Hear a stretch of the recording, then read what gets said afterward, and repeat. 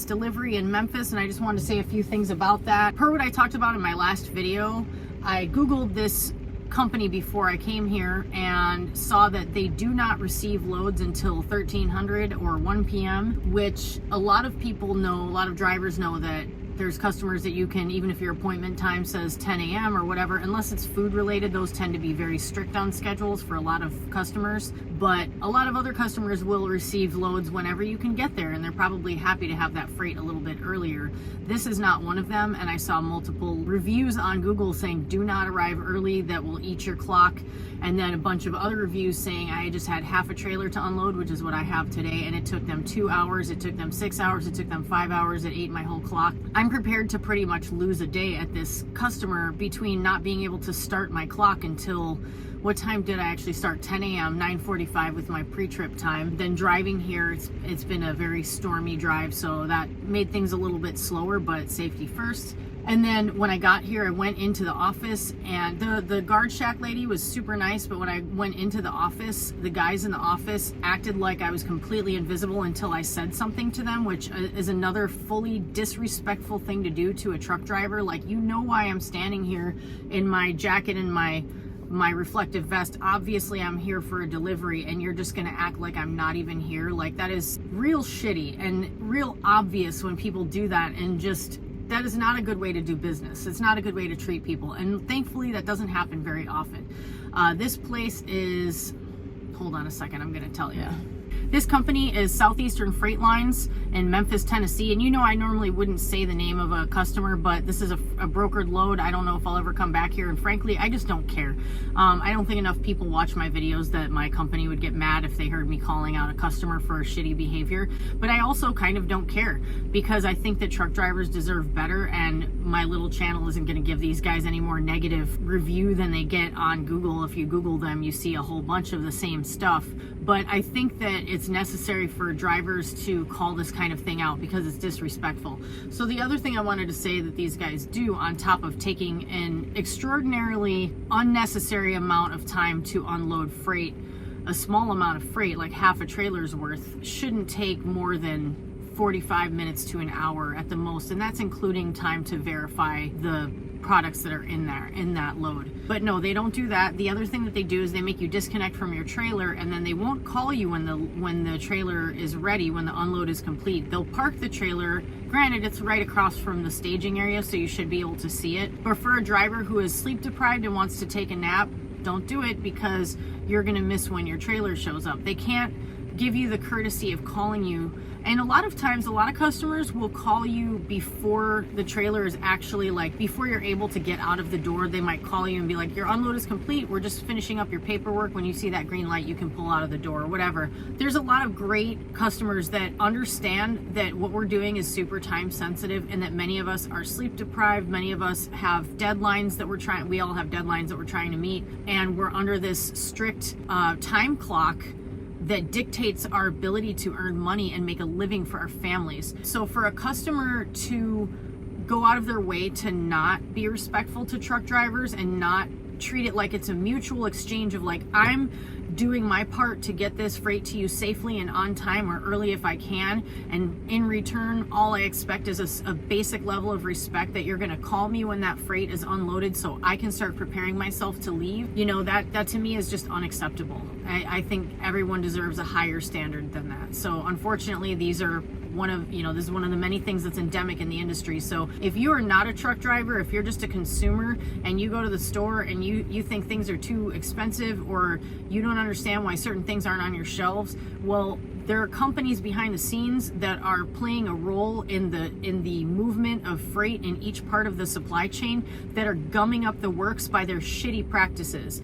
And this company is one of those companies. So I just wanted to make it known, because it's not okay, man. So luckily, as you can tell, I'm not tired. I'm wide awake. I'm gonna upload a video, and I don't know what I'm gonna do to kill a couple of hours on this very rainy day. It's not an outdoor yoga day, that's for sure, but I think I'm gonna change because my overalls are all soaked now from this disconnecting from the trailer and whatnot in the rain. So I'll catch you guys in a little bit.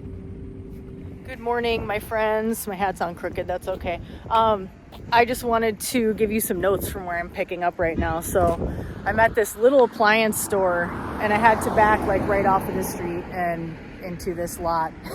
I backed into him, like trying to show you without showing you too much, but it was really tight. It was one of those deals where I had to move my tandems all the way forward, and that always is one of those things I'd recommend if you have like a narrow street and you're trying not to totally roll over the grass. Although I did roll over this little thing here, which clearly has been rolled over plenty, not just me, which I never want to do. I'm always trying to avoid like rolling over anybody's property or like messing up their grass or whatever. But one of the things that happened here is as I was backing, I was having a little bit of trouble and I kept stopping because, as you can see, there's like a fair amount of local traffic, and I just was trying to let people pass. You know, people got places to be, and I thought, oh, this might take me a couple of minutes.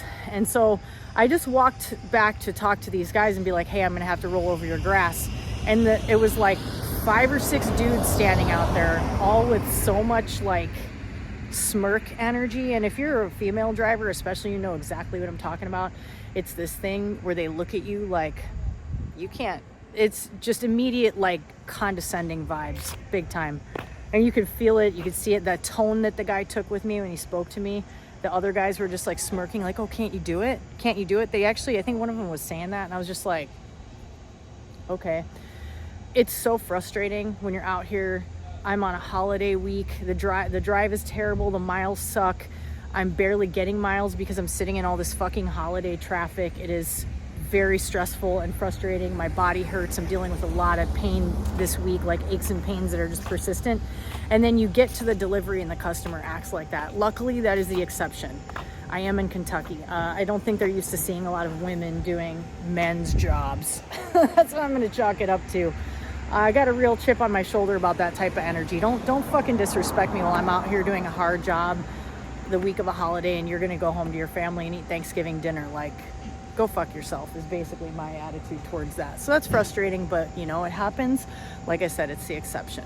So they're unloading me now and I'm heading to my next delivery. It's about 60 miles away. And then I'm sad to say that I'm staying in the South and I do not like being here. And it's not any shade on Southern people. It's the fact that it's just not as truck friendly as the states up north. Like if I was heading back toward Iowa or Wisconsin, Midwestern, northern states, I feel like are a lot less stressful to be in. So I'm headed to Louisiana and I'm kind of dreading it, but it's just a shit week. And I think the smarter drivers would be like, let's not work on the week of Thanksgiving or in the days around and on Thanksgiving. Let's not torture ourselves. So maybe that's a good lesson for the future. What's up, my friends, my guys, my people? I'm doing another kneeling hip stretching video. So I am getting loaded. This is my third stop of the day, and that's one thing that's been really rough and frustrating this week is just so many stops, and they're the kind of stops that it's not like you're getting paid for them. Although the last load, there was a second stop, and there is stop pay for a second stop. I'm not sure how much it is. I keep meaning to ask about that, but at least it's something. It's just, like I said, it's not a great week. I think that like more experienced drivers or people who are in a better place in their trucking career, that they know how to make better money in a bad market, if that's a thing, and they know how to manage their business, hopefully are in business for themselves, not working for a company, making money for other people and not for yourself. Those are probably people that would take this week off, at least the end of the week, because it's not really a good time to be trucking. And one of the things, I spoke with my dispatcher about it earlier today, and I was just venting. I was telling him, like, I'm not happy with the way things are going at all. I'm frustrated that I've spent so much time sitting in traffic, so I'm not getting miles, I'm having too many stops, yada yada. I'm just going off about it. And one of the things he said that made sense is because there are fewer drivers, you would think that there would be a different dynamic, but it's not, because trucking works backwards and it totally works against drivers. So basically it's a setup where like the freight brokers know that you need to run, so they're just like giving you worse rates or something. I don't know if the way I said that made any sense, so good luck, but good luck with that. I'm currently getting loaded with some type of booze. That sounds funny. That was a funny double entendre. My truck is getting loaded with some type of booze for the holidays, so you're welcome, or for any time. For those of you who imbibe, I don't, but more power to you, no judgment from me. And I wanted to tell you about a couple of things. So yesterday, I forgot to tell this in an earlier video. I just haven't really had time. I haven't been filming that much lately. Yesterday in Georgia, near Atlanta, I was heading out. I was out early in the morning. It was not too long into my drive. It was still dark. It was raining really hard, pretty hard. The roads were very wet. And I was driving, and like a lot of drivers, I've seen other drivers do the same thing where there's a car or a pickup truck, sometimes another semi, that has super bright headlights, and it looks like their brights are on, but they might have their brights on and they might have forgotten to turn them off. Or it might be a situation where they just have brighter lights, like for whatever reason. Sometimes it's like that. So you'll have your hand up over part of your side mirror to like block the light so you can see, because it's blinding you. So I had that going on yesterday, and with this vehicle that was behind me, and I see the brights starting to get closer. So I think, okay, they're overtaking me. Good, get away from me so I don't have to be blinded by your lights. And all of a sudden, in the lower part of the mirror where my hand isn't blocking, I see sparks. I bring my hand down, and this car is flying across I'm in the right lane. The car is flying across the left lane and through the grassy median. I don't know what highway this is. I can't think of it right now, but it's a major highway. The speed limit is 70 or 75 there. This car, the driver completely lost control, went over the grassy median, and thank God that median slowed them down enough, because those medians are sort of a dip. So it slowed them down enough. They ended up on the other side of the road, spun around a couple of times, I think, and if I'm remembering correctly, because it was yesterday morning, so it's been a while, but they ended up in the inside shoulder facing the opposite direction. I had just uploaded my video talking about calling 911 on the road, and I was about to call, and then I saw another car pull up behind them and put their flashers on, so I didn't, because I'm like, okay, somebody is on this, someone's taking care of it. But it was really scary, and it could have been an instance where somebody was having a medical event, but I don't think so. I think it was a person who was driving erratically and driving too fast for the conditions, and it just is what happens. It's like, so many of us are just in a state of denial about the danger that exists, about the realities of physics, and about our vulnerability as human bodies. Like, it's just wild. I'm really, really, really glad that person didn't end up getting hit by, they could have flown into the road and gotten hit by a semi and killed. Per recent stories that I've heard and shared a little bit here, it's like, not only would that person have lost their life in a tragic manner right before Thanksgiving, which seems to make it worse, but also that driver could have gotten sued, and it could be someone like me who is not in a great financial situation necessarily, not anybody who is a person who could afford a major financial catastrophe, and that person could end up losing a lawsuit for millions of dollars, because that's the law comes down on CDL holders. Even though that truck driver going the other way would have had zero, even if they slowed down as best they could, no matter what they did, that car just ended up in front of them, they could be held responsible. That's the kind of stuff that happened. So it was crazy. And when I thought about it after I was past it enough, I thought, were those sparks somehow, like, did they tag my tailgate and did I not feel it? Which I don't think that's even possible, that if a car tagged the tailgate of your trailer, you would have to feel it or something, you'd hear it. So I didn't feel or hear anything, but I think that they must have lost control. They must have hydroplaned or something. And those sparks make me think they must have hit another car. Or if they had a flat and that was their rim, I don't know what the hell it was. It happened so fast, like these things always do. That was crazy. I mean, it happened right behind me and sort of alongside the back end of my trailer. So it was so close to me, and I was like, thank God that was behind me, and thank God that person ended up, their car didn't roll. Thank God the other person was kind enough to stop to help. Whoever did that, you're a real one. That's a good Samaritan right there. Stopping their car in a place that is already dangerous, in a rainstorm, in the dark, to help a stranger. That's what that looked like was happening there, and I give that person so much credit for being that person, So that happened yesterday. It was a chaotic day of driving, and I can't tell you how much I recommend not driving during the holidays. Just, you know what? How about everybody stays home and makes a nice meal and FaceTimes with each other? That's so depressing, isn't it? I'm sorry I said that. That's not right. Yeah. I don't know what else to say. I was going to say I kind of wish I wasn't out here on the road for Thanksgiving, but there will be future Friendsgivings or who knows what, that I hopefully won't be on the road wasting time and not really making enough money to make it worthwhile. And I'm not complaining, because I put myself in this situation. It's, we all make our choices. That's part of being an adult. So I'm gonna finish getting loaded. I'm gonna lay down for a little bit. I know I sound like My message just cut off because my timer went on, and I was just trying to wrap it up and say I'm gonna lay in my sleeper for a little bit and try to take a nap. And here at least there's no waiting and wondering and watching for a trailer or anything. I'm still attached to my trailer, and I can just put my little mirror up and go lay down in my bunk and try to catch a couple Z's. Maybe a nice little 20-minute cat nap. That should be enough time before they're done loading me. I'll feel it and I can look and see when the light is green and I can skedaddle.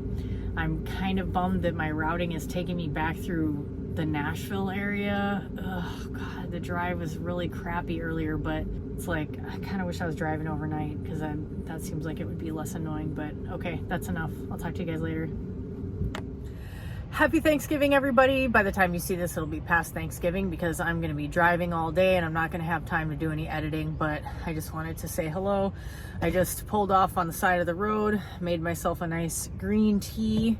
It's delightful. I just am taking a little stretch break, and I'm in Alabama and it's beautiful. And what's such a bummer is that this is the second time this week I'm going to pass right by my mom's place, but it's just not a time that it makes sense for me to stop based on our schedules. So I'm thinking about trying to see if I can get routed back up past her again and maybe stop there. It'd be awesome if I could do my 34 there because I have to take a 34 on Sunday. But yeah, I don't know what all is going to be happening this weekend. My normal dispatcher is on vacation for the holidays, so that's good for him, but it makes me nervous because I'm like, who am I going to end up with? How's it going to go? We'll see. But I hope you guys are all enjoying your time with family and friends, or Friendsgiving, family Thanksgiving, potential maybe stressful, weird conversations with family, but hopefully everyone kept the peace in your neck of the woods, and I will catch you guys later. Hello, guys and gals. I'm gonna do stuff while I am, or how's that grab you? Happy Thanksgiving. I probably said that in another video already. Did I? I don't remember what else I filmed today. I tried to film a short that I wanted to upload to Shorts on YouTube. I want to start doing those. I always have ideas of stuff, but then I'm like, there'll be like one minor stumbling block that'll lead to me putting off whatever the thing is for like weeks or months. And for some reason, it's easy enough to upload stuff from the laptop onto YouTube, but even though Shorts isn't a format that you record with your phone and like the, what is that called? Like the horizontal, vertical, whatever, you know what I'm talking about. I don't know. It's hard to upload it. I don't know why. Anyway, someone else is probably gonna be like, no, it's not. Today was crazy. I drove 686 miles, which I don't think that's my record, but it's close to it. And it's pretty damn good considering my truck only goes up to 67 miles an hour. It's governed at 67. However, my truck does have the Pass Smart feature, which lets you, like, you double tap on the fuel pedal, for those who don't know, in a Cascadia, Freightliner Cascadia. And you get a certain amount of time that your company just, designates that's programmed in that allows you to go up to a higher speed in order to pass people, which is actually a very useful feature if you have to have a governed truck, which has its own stupid elements like snail races, you guys know, most of you. The Pass Smart on my truck allows me to go up to 70. I use that sometimes just to make better time if I'm on a flat stretch, because this load is over 42,000 pounds and I will have already delivered it. So I probably said this in another clip. It's a load of the brown stuff going from Kentucky, bourbon country, down to Louisiana. So it's heavy. It's a heavy ass load of booze. But on flat ground, if you're trying to make some good time and you want to be able to go a few extra miles an hour and there's not traffic, it's really useful. So I use that today. And then don't tell anybody at my company this. I don't know if this is just like a lucky glitch on my truck or what, but my Pass Smart is supposed to be 15 minutes and normally that would be for like the whole day, but mine tends to reset randomly, so I'll end up getting like 30 minutes. And I use it on a day like today because I needed to cover the ground because this delivery is due at 6 a.m. tomorrow. And I'm just like, oh shoot, did I change time zones again? That's been one weird thing this week. I've been riding right on the time zone, like north and south, going kind of back and forth, just barely over the central and eastern time zone. So that's been a little bit weird. And then today was crazy. Oh my God. So a few things that happened, a bunch of weird dog related things. I saw a full-grown dog on the side of the road just wandering around, and it was this big, adorable black, probably a lab mix with shaggy fur and its tongue hanging out the side of its mouth, looking all goofy and happy like it escaped.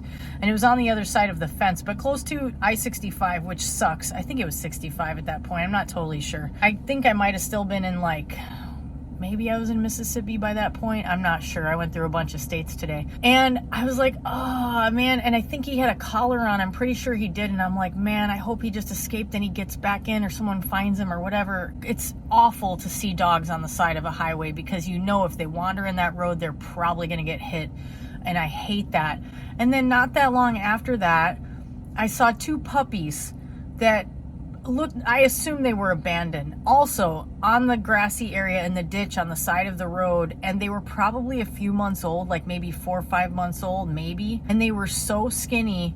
I couldn't look at them too closely, obviously, because I was driving, but they looked like they might have been pit mixes or something. They were so cute, and they were so skinny, like they were definitely way underweight, bony, like you could see all their ribs, and I was like, fuck, I was so upset because it looked like someone dumped them, you know, I think that's what it had to be. And I was like, someone's gonna fucking hit these poor dogs. And I almost pulled over and I would have been on the shoulder. And that's like, you never do that unless you have no other choice. Like you don't just pull over onto the shoulder. So I didn't, but I started making phone calls. It was like 2 in the afternoon and it's Thanksgiving. So I tried calling animal control in the area that I was in. Couldn't get anybody. Called a bunch of times. I tried calling an animal rescue.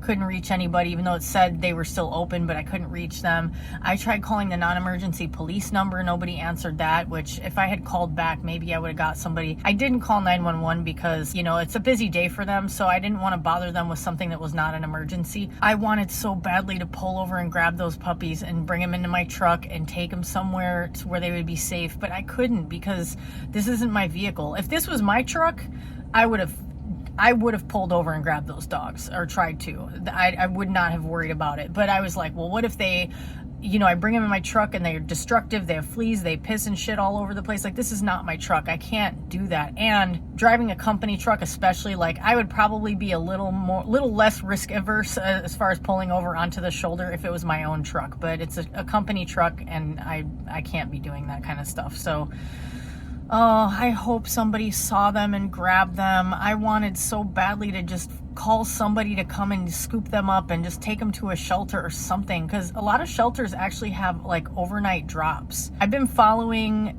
do you guys know who, I hope I'm remembering this right, Rocky, I think it's Rocky Kanaka. I might be saying that wrong. If I am, I'll put it on the screen. But he's this awesome, he has a huge following on YouTube, like millions and millions of followers, and he goes and sits, it's like Sitting with Dogs, I think is the channel name. He just goes and sits with dogs that are like special needs dogs. And as someone who has adopted a special needs dog before, and also I've volunteered with dogs, especially with special needs dogs, I really have a lot of love for people who do that, because it's really hard. It's hard to see the state some dogs are in when they come into a place like that, and it takes a shitload of patience to work with dogs like that, because it takes a lot of time. That's another story for another day. The other thing I want to tell you guys, oh, and then one more thing dog related today. So many weird dog things. I've only seen this before in the South. I think the last time I saw it was in Texas, and it blew my mind, and I think this might be more of a Southern thing. I saw someone in a pickup truck, I think it was a pickup, pulling a small trailer, and there was a dog that was crated in the trailer outside the vehicle, and I was like, what? Because you don't ever see that up north. But I think there are some different standards with dogs in the South. And I was on the phone with someone who lives in the South at that time, and he said that was probably a hunting dog, but it didn't look like a hunting dog breed. Like, it wasn't a hound. It was like a German Shepherd mix, like a real shaggy. It's just that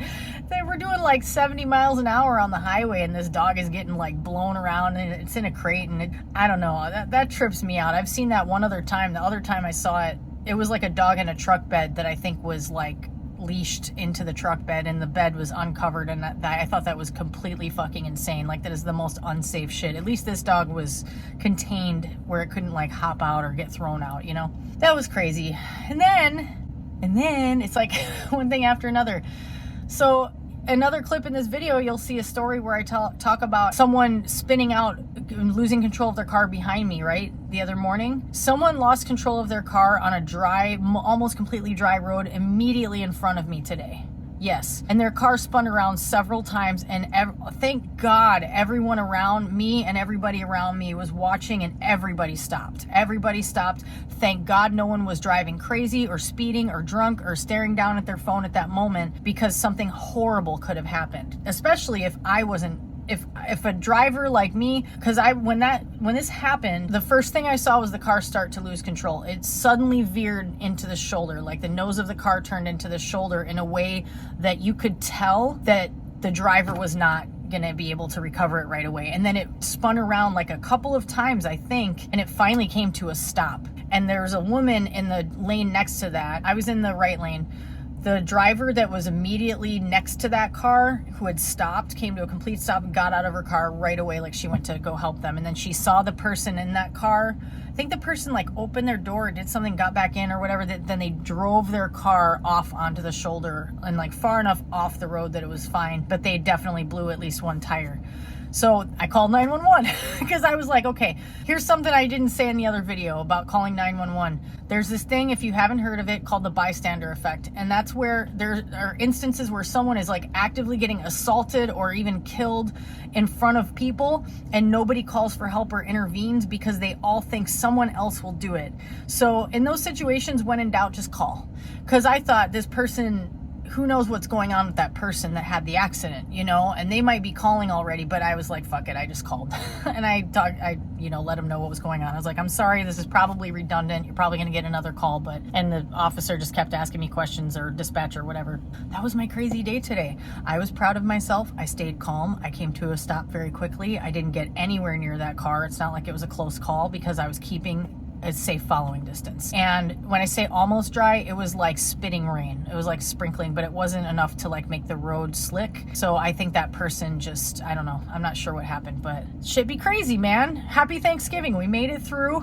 My voices are off from being on the phone all day, but let me just end this clip with saying what I'm grateful for. I'm grateful, so grateful for my friends and family, even though I wish I could be with them today, and I wish I was eating turkey and stuffing and cranberries and some candied yams and and more things. That would be really cool, but I'm not, and that's okay, because there will be opportunities in the future. But I'm really grateful to all the other truckers out there who are busting their asses too, who make it so that we all get the food that when we can have it. And those of us who did have a bounty today with friends and family, all those drivers that are hauling food, it's a really hard job to do anything food related, reefer, crazy hours, livestock haulers, all of you. Thank you. Thank you for your hard work. You guys make it so that we all get fed, and that's no small task. And life is good, you know? There's a lot to be thankful for. Even if you're not with your family and friends, at least you know that they're thinking of you and they love you, and it's all good. So this is a long-ass clip. So I'll catch up with you guys soon. Love ya, and you be good. Take it easy.